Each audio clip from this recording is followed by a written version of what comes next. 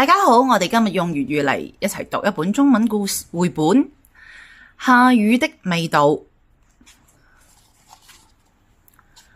放學了，大家迫不及待地衝出學校。天空亮亮的，遠遠的地方有一片雲。快下雨了，有沒有聞到下雨的味道？什麼是下雨的味道？下雨的味道是不是像海邊吹來的鹹鹹的風？下雨的味道是不是像電飯鍋打開時熱熱的氣息？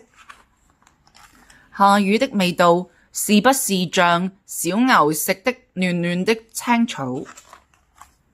他們爬到山頂等下雨。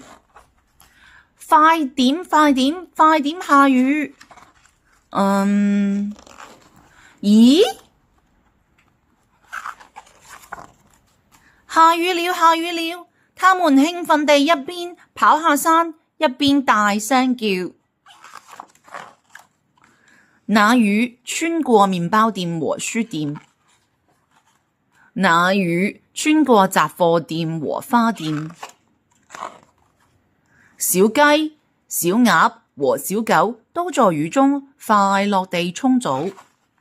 他們想回家後要先洗個熱水澡，再喝碗紅豆湯。原來下雨的味道就是濕濕的、黏黏的、涼涼的。好啦，我哋今日嘅故事時間又完啦，希望你喜歡這本《下雨的味道》。